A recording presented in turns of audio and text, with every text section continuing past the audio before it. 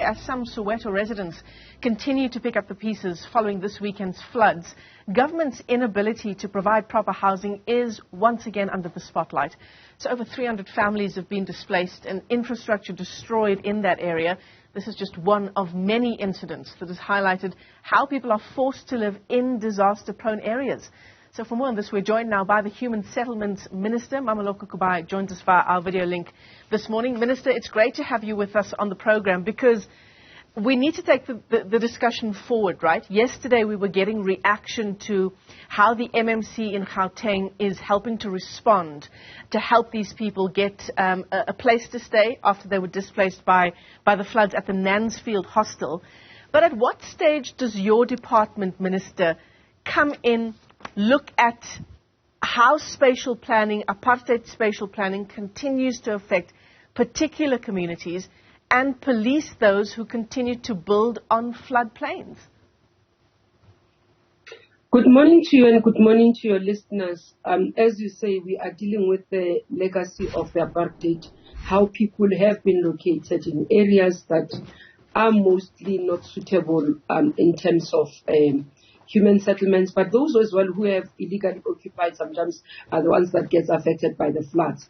So this is the rainy season. We're expecting more. We've been on high alert, not only in Johannesburg, but in Gauteng alone. It was 3 areas in KZN, and we've been on high alert as well in Eastern Cape. Part of the problem as well would be, if you look at Johannesburg situation, even if you are to move people, majority of the time where there is suitable land, is far away from economic opportunities.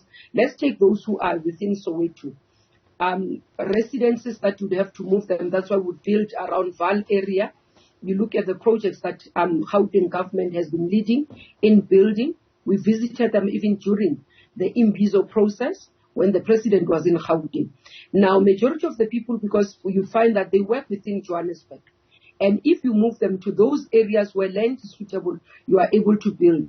It becomes an inconvenience. So readdressing or redressing the past is not as easy that we could have been able to do. I'm not saying this because also we have to look at the inefficiencies as well within government, within the democratic government, those we acknowledge in terms of the work. The upgrading of the hostel, as you see, Naisfield Hostel, has been a negotiating process between ourselves as government and those who are staying in hostels. Sometimes you find that even the nature that you want to build in terms of housing units, they would not be comfortable in that. So it takes a lot of work, and that's why part of our response now as national department is to say that we are having social facilitators to help us deal with floods areas, because movement of people and relocation becomes even tedious. People don't trust government or don't even want to move, and you need professionals to help you with that work. So it's quite a lot of work that we're dealing with. An escalation of these floods or the natural disasters that we're seeing now, it's at the level that we've not seen before. Yeah. I mean, Minister, absolutely the legacy of apartheid does come into play, but the truth of the matter is that people continue to build informal settlements, as you say, on lands that is not meant to be occupied in that way, but because it's close to economic opportunities, they do so. So there are a lot of new informal settlements that are also still springing up on land where people shouldn't be. It's simply not fit for people to live. Not true. But remember, when we do a profiling of informal settlements, by the way, and that's what has now informed our social housing and rental accommodation policy, majority of the people whom you find in informal settlements are not necessarily the people that actually we're saying 6% of those are not people who qualify for free housing by government when you look at those profiling. So you're going to find people who are foreign nationals who would not necessarily qualify based on our policy. You find people who own a house in another place. For example, if a person has moved from Limpopo to Gauteng and they have a house in their name in Limpopo, they don't qualify for a house, free house in Gauteng. You'd find that a person works, they earn a living, which is about 3,500. They don't qualify for a free housing. So majority of the people that you find in informal settlements as their sporadic is not people who are in the category of free housing. And that's why we have decided to say we will be converting these buildings in the inner cities into, for example, rental apartments that people who are coming for opportunities can be able to rent at a reasonable price, because currently they are not able to do. For example, if you look at the rental space in your inner city, Johannesburg, Maboneng area, Bramfontein, you notice that some of the costs there are higher.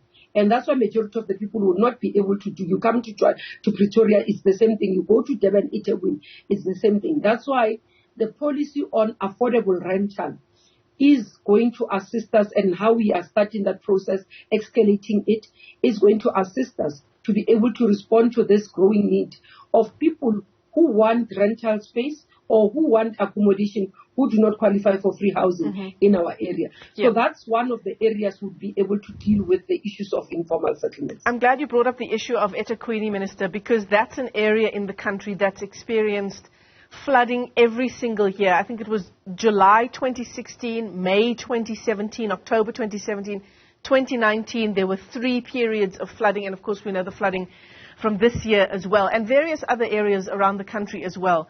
But eThekwini is unique just because of the challenges being faced by that particular province, right?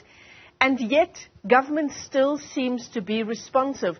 From the previous years of flooding, we are still responsive to the moment the flood hits, instead of being more proactive. There are a number of steps that town planners say we should be taking. We should be, for one, perhaps building short-term housing, or rather low-income housing. There should be formal warning systems and evacuation processes in place. There are a number of steps that we should be taking before a flood happens, and yet we're still just reacting to when a flood happens. No, look, the issue around disaster management, and I think the Minister of Copter can go into detail because that responsibility falls under Minister of Copter. There are disaster management centers across the country. So human settlements becomes part of that. But what we have done as human settlements, because we understood that when disasters happen, a person is likely to be in the streets immediately. And that's why we developed more on top of what government has as disaster management systems and response. On top of that, we've put emergency grants for responding into the disasters. This week, we were meeting as well with the team in eThekwini. It's not only eThekwini in KZN. We've got the Pietermaritzburg area gets hit by floods every time Sundus. And then you've got OR Tambo that every year, actually twice a year, it gets hit by OR Tambo district in Eastern Cape, gets hit by disasters. You've got Northwest as well. So they are already starting to have patterns of where we are picking up that these areas, for example, each year you'll find floods. Now, in Eastern Cape, the difference there is that these are mud houses, and that's why we are going there next week as MINMEC. Part of what we want to do is eradicate the mud houses and build structures that are permanent, that will be able to assist us so that these mud houses don't collapse. So you have more rains in Eastern Cape, in OR Tambo. The intervention and what we have done in analysis is that it's the mud houses, but more again engaging with the traditional leaders, because when they put people into sites, they do not have the capacity to know this is the land that is suitable. So joint operation and joint working together with the traditional leaders, so that when they allocate these houses or the sites to their own communities, they do not do that in the areas where they are flooded. eThekwini, for example, now, when you look at it, part of the challenge is that the landscape there is different. So you have, and one of the things that the engineers are starting to say to us is that they are seeing almost like the earth is moving, which was not something that was anticipated when the buildings were being done previously. So what in engineering terms is that you look at the flood line, 100-year flood line, and then you can build. So those who put themselves, sometimes put themselves within that 100-year flood line. But in this case, you found that some of the areas are not affected in that context. Absolutely, loud and clear. But the point, I suppose, Minister, is that broadly speaking, we are still ill prepared, and it is the poorer communities that continue to bear the brunt of this lack of planning. And of course, socio-economic factors coming into play, it worsens their living conditions even further, the poorest of the poor.